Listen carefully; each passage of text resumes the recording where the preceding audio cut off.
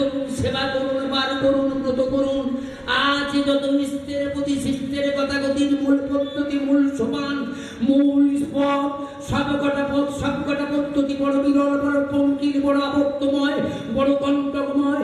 তাই জীবের আগমনী সমগ্র পশ্চাৎ অত উদ নানমা অনুকূল প্রতিম লক্ষ্য করিয়া আমার জগৎ সত্তা, জগৎ বিভু, জগতের নাম সেই নন্দের নন্দন গোকুলানন্দ কৃষ্ণ ভগবান আপন ভজন সম্পদ রাধারণীর গোপন ভাণ্ডারের গোপন বস্তু নিত্য লীলানগর নিপুণ রস, যা কোনো কালে কোনো যুগে কোনো দিনে কোনো অবতারাত্রে মেইন কুর্ম বরাহন সিংহ বামন পরশুরাম রাম হরদার পন্ত করি কোনো অবতারাত্রে যে বস্তু অর্পণ করা হলো না, সে অমূল্য সম্পদ নিজ নামের সঙ্গে মাখামাখি করিয়া নিজ মস্তকে ধারণ করিয়া এই ধরনের ধুলিতে নেমেছে।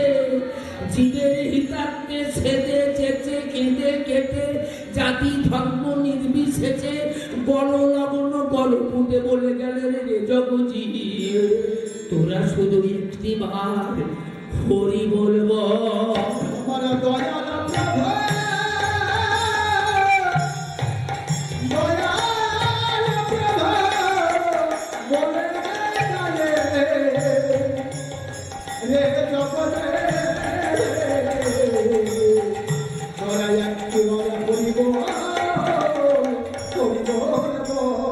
একেবারে হরি বল, যেটাই ভজন করে না কেন একবার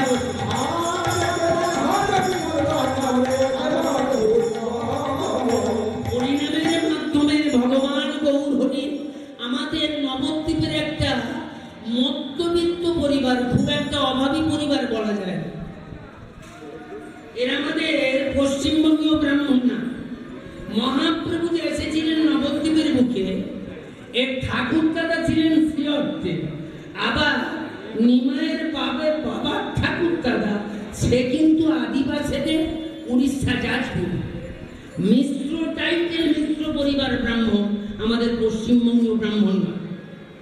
এই মিশ্র মাহাতো এরা সব হচ্ছে উড়িষ্যার ব্রাহ্মণ। কোন কর্মের তাগিদে বলুন, পূজার তাগিদে বলুন, এর ঠাকুর দাদা আমার জিৎ মিশ্র, আদিবাড়ি হচ্ছে যাজপুরে, তার পুত্র মানি মিশ্র, তার পুত্র হচ্ছে উপেন্দ্র মিশ্র। কোনো কারণে আমার শ্রীহট্টে পূজার নিমিত্ত হোক, যে কোনো কারণে হোক এসেছিলেন পূজা করতে। জায়গাটা ভালো দেখে, যেটা পূর্ব বাংলার শ্রীহট্ট জেলায় কোনো এক গ্রামের কথা মনে নেই, ওখানে বসবাস স্থাপন করে। হ্যাঁ, বিবাহ করেছিলেন ওখানেরই বাংলার মেয়েকে, 7টা সন্তানের মা হয়েছিলেন। আমার বাবা হয়েছিলেন উপেন্দ্র মিশ্র, পঞ্চম সন্তান। তখন শিক্ষার প্রতিষ্ঠিত জায়গা নবদ্বীপের বাংলা অনুকরণ করবার জন্য এসেছিলেন জগন্নাথ মিশ্র পড়তে।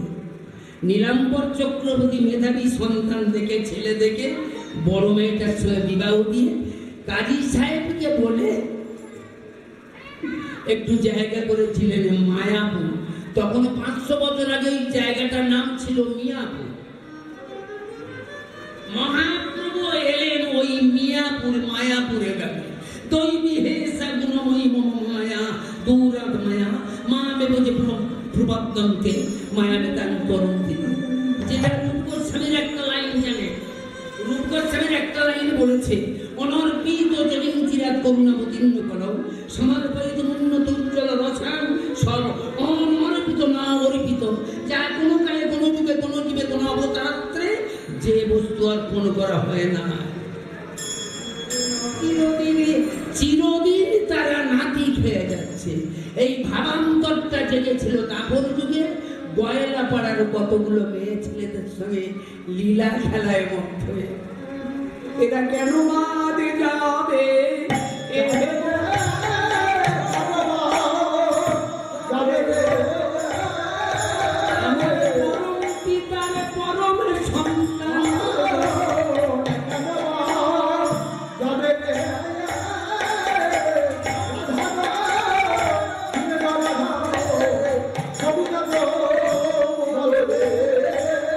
জেগেছিল সেই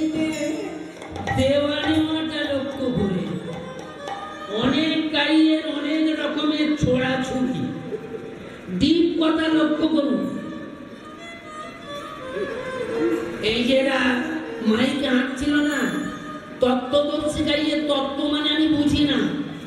তয়ে তয়ে তত্ত্ব, তয়ে জবলা দীর্ঘই তত্ত্ব, এই তয়ে জবলা তত্ত্ব, আর তয়ে তয়ে তয়ে তয়ে তত্ত্ব। এই যে তত্ত্ব কথাটা কি গুরু রহস্য। আমি গুরুদেবকে জিজ্ঞেস করলাম তত্ত্বগান শেখেন, বলে পুরোটাই তো তোমাকে তত্ত্ব দিয়েছি। নিমায় বুঝবে যদি তত্ত্বরে, আগে তোমার ভিতরটা করো তত্ত্বরে, তা নইলে যতই তোমাকে তত্ত্ব শেখাই, বলে তত্ত্বের তো বুঝিতে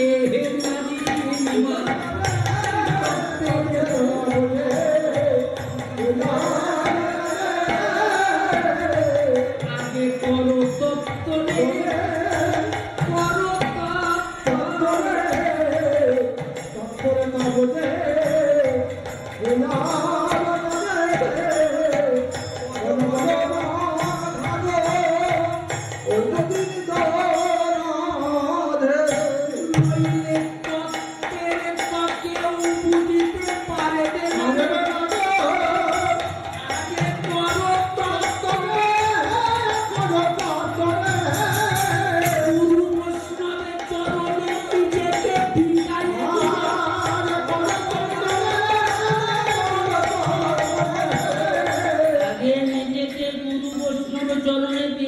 চেষ্টা করুন। ওই জন্য অনেক আচরণ বলি মালা করো তিলক করো, আগে ভিতরটা ঠিক করছো নি। গীতা বড় ভাগবত বড় মালকে খুঁজে পাচ্ছ, মালা করো তিলক করো, গীতা পড়ো ভাগবত পড়ো, ভগবানের করছো। বলেছে গুরু বৈষ্ণবের চরণে পড়তে হবে। 18 প্রকারের গুরু আছে, কোন গুরু চরণে পড়লে তত্ত্ব খুঁজে পাবি, আগে গুরু খুঁজতে বেরো। ডিপার্টমেন্টটা খুব হালকা নয়। মহাপ্রভু জাগরিত হয়েছিল গত জন্মে। একটা ডিপার্টমেন্ট এত হেয় সম্পন্ন কেন? বারবার এরা লাঠি খাবে কেন? পুরুষ শাসিত ভারতবর্ষের বুকে একটা স্বজাতি লাঠি খায়, কারা জানেন? এই নারী জাতি। এতে করে সত্য যুগে সম্মান দেওয়া হয় না, ত্রেতায় সম্মান দেওয়া হয় না। নিজের স্বামীর সঙ্গে বনবাসে গেছে, তার সতীর দেবতাপতি জীবনে মরণে সতী নারীর গতি নারী প্রতিরোধী হলে কি বলা। এই যে রামচন্দ্র পূর্ণ ব্রহ্ম সনাতন নাম, এমন স্বামীর সঙ্গে গেছে যিনি ছিলেন জগৎ স্বামী। সে তার স্ত্রীকে রক্ষণাবেক্ষণে ঠিক ঠিক ঠিক পদমর্যাদা দিতে পারেনি। এর জন্য সীতা দায়ী করত। রামচন্দ্রই বলেছে তো বাড়িতে অতিথিরে অতিথি বৈমুখ করে মহাপাপ। রাবণ রাজাকে ভিক্ষা দিতে গিয়ে যদি নিয়ে পারে, তুই স্ত্রীকে নিয়ে মনে গেছিস তাকে রক্ষা করতে পারলেন, সীতার কি দোষ? বনবাস থেকে যখন ফিরে এলো তাকে কেন অগ্নি পরীক্ষা দিতে হলো? তুই নিজে আগুনে দাঁড়াবি, তাকে অপুষ্ণি। ওই জন্য রাবণ রাজা শেষ মুহূর্তে বলে দিয়েছিল, রামচন্দ্র তুমি ছোটবেলায় দশরথ তোমাদের 4 ভাইয়ের বিয়ে দিয়েছিল, 2 ভাইয়ের 4টে মেয়ে ছেলেকে তোমরা বিয়ে করেছিলে, সারা জীবন বনে বনে কাটাবে। গিয়ে তো রাজা হবে, তোমার বাবা মারা গেছে, তোমার খড়মটা ভরত পূজা করছে, গিয়ে সিংহাসনে বসতে হবে। রাজনীতি শিখেছ? আমি রাক্ষস বলে আমার কাছে একবার এলেন, কিছু বুঝিয়ে বলে দিত, তবু 2টো কথা বলছি, শুনে নাও। রামচন্দ্র পূর্ণ ব্রহ্ম সনাতন 2টো কথা বলে গিয়েছিলেন, শুভস্র ছিদ্রা অশুভস্র কাল হবে। যা করবো মনে করবে, সঙ্গে সঙ্গে করবে। আর একটা কথা, আমি মাকে নিয়েছে 33 কোটি দেবদেবীকে চাকর চাকরানি করেছিলাম। শুধু লক্ষ্মী নারায়ণকে প্রতিষ্ঠা করবার জন্য 5 বছর বয়স আমি ভজন সাধনে বেরিয়েছিলাম। ভজনে সিদ্ধি লাভ করে আমি অনেক কেঁদেছি, অনেক কেঁদেছি, অনেক সেরেছি।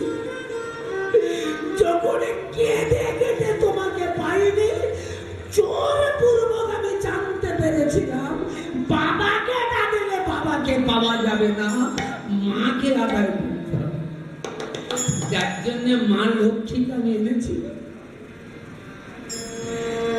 জানেন প্রভু, আমি অশোক কাননে তাকে রেখেছিলাম, নিয়ে যাচ্ছেন লক্ষ্মীকে।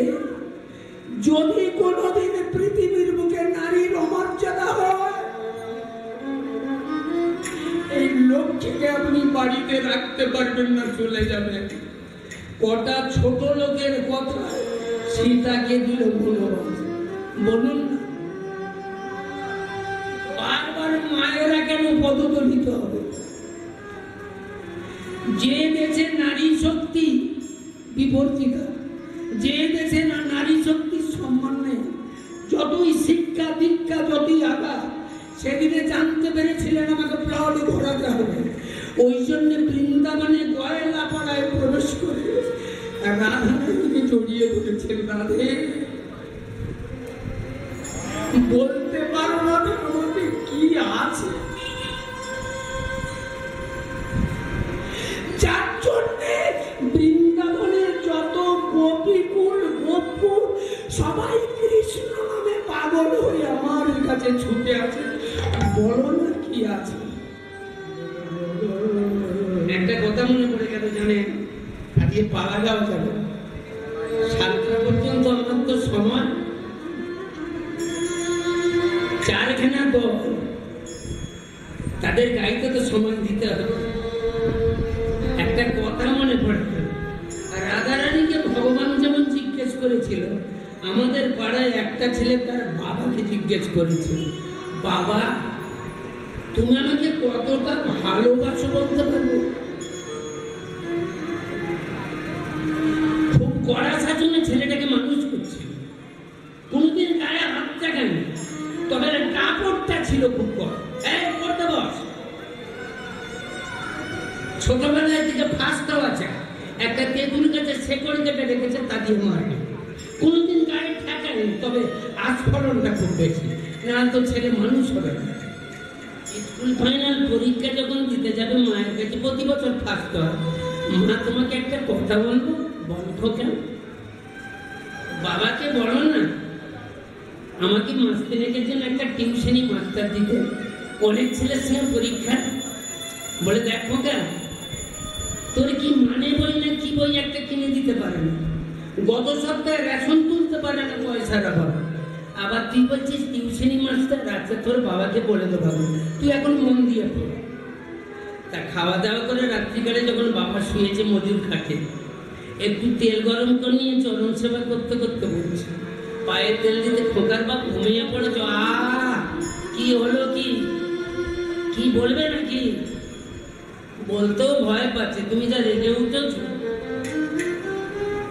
খোকা বলছিল বাইরে কোথাও পরীক্ষা দিতে যাবে, মাস 3 মতো একটা টিউটার মাস্টার যদি দিতে ভালো, টিউটার খেটে পড়তে পারো, এমন আক্রমণ স্তম্ভ ভেদ করা উনকা, খালি আটটা দেবে, একটু পড়তে পারো ভালো করে। রেগে যাচ্ছ কেন? রেগে যাচ্ছ কেন? গোটা বছর পাড়ার ছেলেরা 4টে-5টা করে টিউটার মাস্টার রেখেছে, আর আমার ছেলে কাজ পর্যন্ত মাস্টার দিয়েছ। জানো, পাশের বাড়ির বুড়োকে বলে দেবে, তুমি রিটায়ার্ড হয়ে গেছে, মাস্টারি করতো, একটু করে চা করে দেবে, পড়িয়ে যাবে এখন দুবেলা। নিচে একটা করে রচাকে তো সেটাও ফাঁকে গেল, বুড়োকে খাওয়াতে হবে। বাবার যে কষ্ট ছেলে তো জানছি, পরীক্ষাও হচ্ছে, পরীক্ষা হয়ে গেল, মা খালি প্রতিদিন বলে, খোকা কেমন পরীক্ষা দিচ্ছিস? মা আমি বলতে পারবো না ফার্স্ট ডিভিশন কি সেকেন্ড ডিভিশন, তবে ফেল করবো না, বেরিয়ে যাবে। দেখ খোকা, 3 মাস তোকে টিউশনই দিয়েছি, এতে যদি রেজাল্ট খারাপ করিস মেরে মেরে তোকে হাল্লা করে দেবে, তোকেও মারবে আমাকেও। যেদিনে রেজাল্ট আউট হবে, আগের রাত থেকে মায়েরও ঘুম নেই আর ছেলেরও ঘুম নেই। ছেলে ঠিক করেছে যদি ফেল করি আমি গাড়ির চাকায় মাথা দেব, কেননা বাবা তো মেরে ফেলবে, তেঁতুল গাছের শেকড় কেটে রেখেছে। আর মাও মনে করছে আমার ছেলে যদি কিছু হয় আমি ঝুলবো।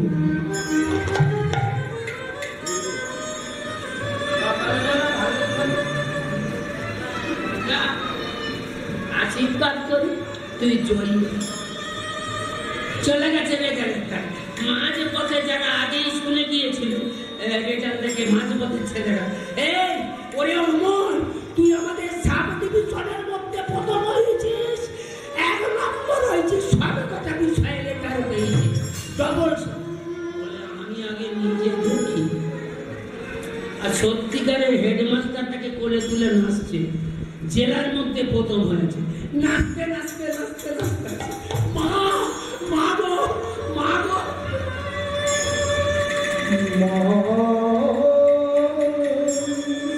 পিতায় সত্তা মায়ের টান এ জগতে তারাই তয়ে সাম্য মাস মাতৃভক্ত ছেলেরা ইতিহাসের নজির নেই তারা হেরে গেছে যে কোনো মাতৃভক্ত ছেলে লক্ষ্য করবেন বিনয় পাদল দীনেশ মাস্টারদা ঈশ্বরচন্দ্র ভুগিনা নরেন দত্ত রামকৃষ্ণ আমার রাজা রামমোহন রায় হরিমোহন রায় রামপ্রসাদ মামা খেপা সব মাতৃভক্ত ছেলে এরা কোনোদিন হাত স্বীকার করেছে এই যে মাকে বাবাকে শ্রদ্ধা করে মায়ের প্রতি টান আস্তে আস্তে তুই না একদম ঠিক করে যাবি তোর বাবা এলে জামা ঘষে দিয়ে বলে দিবি আমার ছেলেকে কোনোদিন একটা চুম খায়নি সবসময় টাইট একবারও পুরো জানে না যে বেশি টাইট দিলে প্যাঁচ কেটে যাবে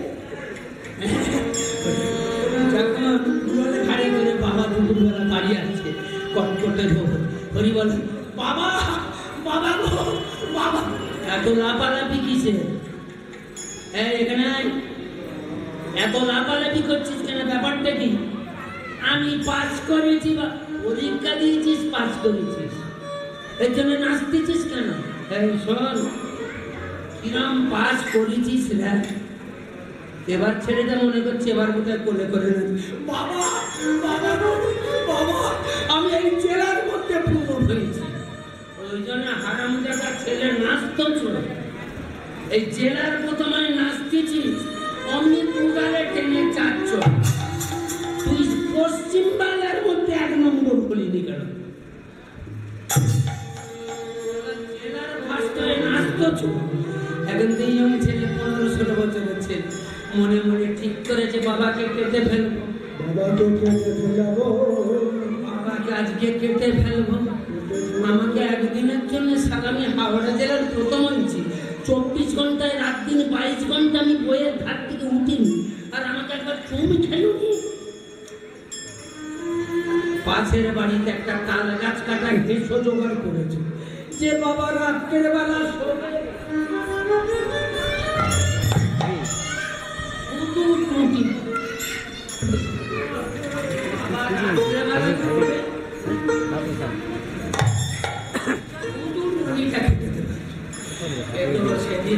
সেই সকাল থেকে শুধু ধার দিচ্ছে বেলা 12টার পর থেকে মার খেয়ে পালিয়েছে বাবা তো জানালার দিকে হয়ে এসে জানালার ধারে ঘাঁটি মেরে বসে আছে মাও আর কিছু বলেন বলতে গেলে যদি আবার দুখানা করে দিয়ে যায়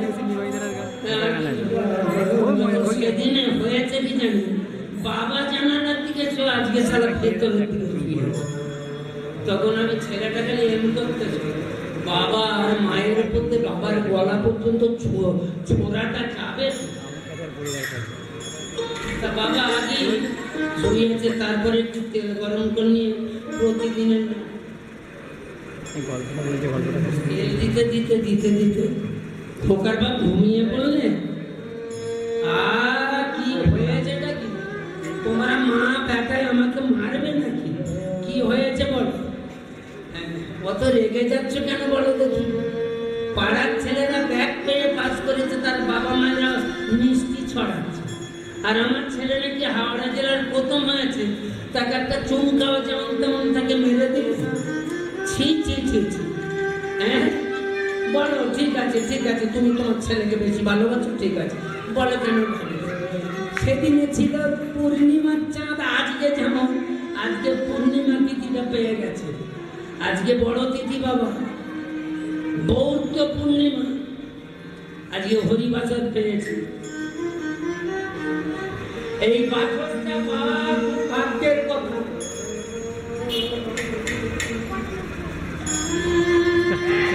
এই আমার 3 বার হলে। আপনারা শুনছেন বারবেরিয়া নিতাই গৌর ইউটিউব চ্যানেলে হরিনাম। এই চ্যানেলটিকে সাবস্ক্রাইব করার জন্য পাশের লাল বোতামটিকে অবশ্যই টিপুন। আমাদের বারবেরিয়া নিতাই গৌর সেবাশ্রমের 2020 সালের হরিনাম সংকীর্তন অনুষ্ঠিত হবে 25 ও 26 এপ্রিল 2020 সাল। আপনাদেরকে রইল সাদর আমন্ত্রণ। সুধী ভক্তবৃন্দদেরকে জানাই দণ্ডবৎ প্রণাম। আমাদের হরিনাম চলাকালীন খাওয়া দাওয়ার ব্যবস্থা থাকবে। আপনাদেরকে রইল সাদর আমন্ত্রণ। নমস্কার। পরিচালনায় Jyotishchandra Pramanik, Barberia, Pirpur, Uluberia, Howrah. Phone number 9007479317। Birshibpur rail station থেকে বারবেরিয়া পর্যন্ত অটো চলছে।